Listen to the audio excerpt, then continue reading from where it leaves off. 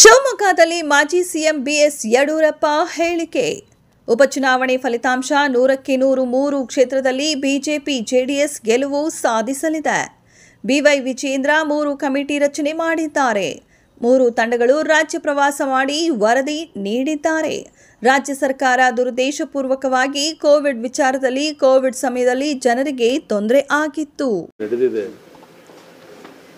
100 3 ಕ್ಷೇತ್ರ ನಾವು ಜೆಡಿಎಸ್ ಗೆಲ್ತೇವೆ, ಅದರಲ್ಲಿ ಯಾವುದೇ ಅನುಮಾನ ಬೇಡ.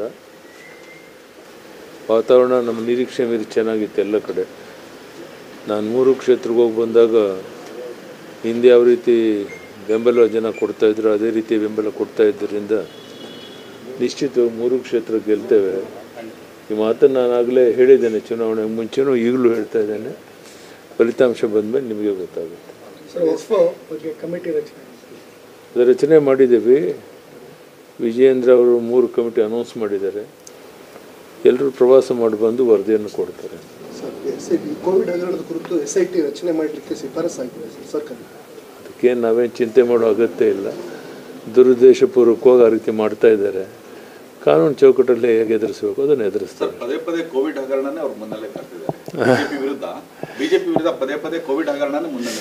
ನೋಡಿ, ಆ ಕೋವಿಡ್ ಸಂದರ್ಭದಲ್ಲಿ ಜನ ಯಾವ ರೀತಿ ಸಂಕಷ್ಟ ಸಿಕ್ಕೊಂಡಿದ್ರು, ಬದುಕುಳಿಯೋದೇ ಕಷ್ಟ ಅನ್ನೋಂಥ ಪರಿಸ್ಥಿತಿ ಇದ್ದಾಗ ನಾವು ಯಾವುದೇ ಮೆಡಿಸಿನ್ ಇಲ್ಲಿ ಸಿಗ್ತಾ ಇರಲಿಲ್ಲ. ನಮಗೆ ಹೊರಗಡೆಯಿಂದ ತಂದು ಜನರ ಜೀವನವನ್ನು ಉಳಿಸುವಂಥ ಪ್ರಾಮಾಣಿಕ ಪ್ರಯತ್ನ ಮಾಡಿದ್ದೇವೆ. ಈಗ ಇಷ್ಟು ವರ್ಷಗಳ ನಂತರ ಅದನ್ನು ಒಂದು ಹಗರಣ ಅಂತೇಳಿ ಅದಕ್ಕೆ ಗೊಂದಲ ಉಂಟು ಮಾಡುವಂಥ ಪ್ರಯತ್ನ ಈ ರಾಜ್ಯದ ಮುಖ್ಯಮಂತ್ರಿ ಪದೇ ಪದೇ ಮಾಡ್ತಾ ಇದ್ದಾರೆ. ಅದಕ್ಕೆ ನಾವು ತಲೆ ಕೆಡಿಸ್ಕೊಳ್ಳೋ ಅಗತ್ಯ ಇಲ್ಲ. ಪ್ರಾಮಾಣಿಕವಾಗಿ ನಮ್ಮ ಕೆಲಸ ನಾವು ಮಾಡಿದ್ದೇವೆ. ಜನ ಮೆಚ್ಚುವಂಥ ಕೆಲಸ ಮಾಡಿದ್ದೇವೆ. ಸರ್, ಎಲ್ಲೋ ಬಂದು ಮೂಢ ಪ್ರಕರಣ ಡೈವರ್ಟ್ ಮಾಡಲಿಕ್ಕೆ ಇದೆಲ್ಲ ಆಗ್ತಿರುವಂಥ ಮೂಢ ಪ್ರಕರಣ ಅದೆಲ್ಲರಿಗೂ ಗೊತ್ತಿರುವಂಥ ಸಂಗೀತ ಇದ್ದಾನೆ. ಮೂಢದಿಂದ ಅವ್ರು ತಪ್ಪಿಸ್ಕೊಳ್ಳೋಕೆ ಸಾಧ್ಯ ಇಲ್ಲ. ಸಾಕಷ್ಟು ಈಗಾಗಲೇ ಅವ್ರ ಮೇಲೆ ದೂರುಗಳಿದೆ. ಇನ್ನೊಂದು 4-6 ದಿವಸದಲ್ಲಿ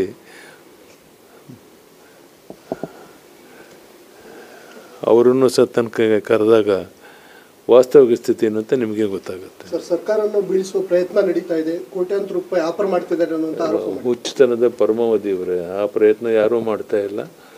ಮನಬಂದಂತೆ ಇತ್ತೀಚೆಗೆ ಮುಖ್ಯಮಂತ್ರಿಗಳು ಯಾಕೆ ಮಾತಾಡ್ತಾರೆ ಗೊತ್ತಿಲ್ಲ. ಅವರೆಲ್ಲ ಇರುವಂಥ ಗೊಂದಲ, ಶಿವಕುಮಾರ್ ಅವ್ರ ಜೊತೆಗಿರೋ ಗೊಂದಲ, ಆ ಕಾರಣಕ್ಕಾಗಿ ಥರ ಮಾತಾಡ್ತಾರೆ ಅನ್ನೋ ಗೊತ್ತಿಲ್ಲ.